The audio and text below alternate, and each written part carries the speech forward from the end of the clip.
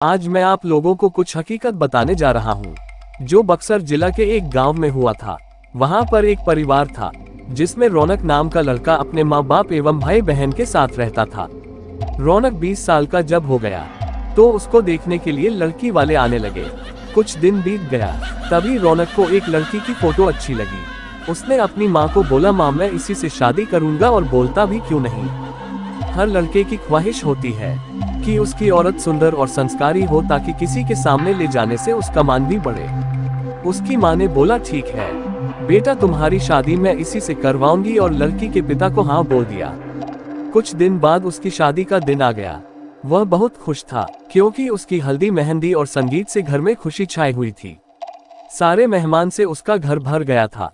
वह मन ही मन सोच रहा था कि मैं अपनी औरत को बाहर घुमाने ले जाऊंगा और दोस्तों के साथ खूब बातें भी करूंगा कि देखो मेरी औरत लाखों में एक है। मन ही मन लड्डू फूट रहे थे और उस दिन उसका इंतजार भी खत्म हो गया क्योंकि उस दिन उसकी शादी जो हो रही थी। गांव वाले भी धूमधाम से बारात लेकर लड़की के घर पहुंचे और दोनों की शादी भी हो गई। जब सुबह विदाई हुई तो उस समय लड़की को डोली में अकेले ही ससुराल लाया जाता था। 4 कहार डोली को उठाते उठाते थक गए थे। वह बेचारे सोचे कि कहीं पेड़ दिखा तो डोली उसके नीचे रख देंगे, तो थोड़ी देर आराम करके फिर आगे बढ़ेंगे, और आम का पेड़ तभी दिख गया। वह लोग डोली को रखकर पानी पीने लगे और बोले कि बहू अगर आपको भी प्यास लगी हो तो पानी पी लो। बहू ने कुछ नहीं बोला और चारों की थोड़ी सी आंख लग गई। तभी उस पेड़ की चुड़ैल नीचे उतरी और दुल्हन को मारकर उसके अंदर आ गई और डोली में बैठ गई क्योंकि दोपहर का समय था। थोड़ी देर बाद वह अपने ससुराल आ गई। लोग 4 होने के बाद जब रात हुई तो रौनक अपने कमरे में गया। जब वह अपने बिस्तर पर बैठकर दुल्हन से बातें कर रहा था तभी उसे जोर से प्यास लगी।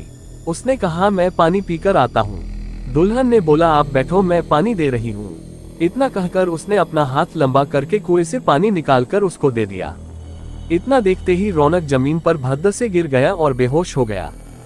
थोड़ी देर बाद जब उसे होश आया तो उसने अपने सामने घूंघट में छुपी चुड़ैल को देख लिया और भागने की कोशिश करने लगा। तभी उस चुड़ैल ने बोला, आप भागो मत, मैं आपको मारूंगी नहीं और अब मैं आपके साथ रहूंगी भी नहीं। नहीं तो आप जीवित नहीं रहोगे क्योंकि आपने हमारा चेहरा देख लिया। लेकिन ये गांव हमारी ही निगरानी में हमेशा रहेगा क्योंकि यहाँ मेरा ससुराल है। और मैं आपको एक बात बताती हूँ जो आप अपने गांव वालों को बता देना कि जिस घर का चूल्हा उत्तर दिशा में होगा वो सब अपने घर का चूल्हा दक्षिण दिशा में कर लो, तो उनके घर में हमेशा बरकत बनी रहेगी।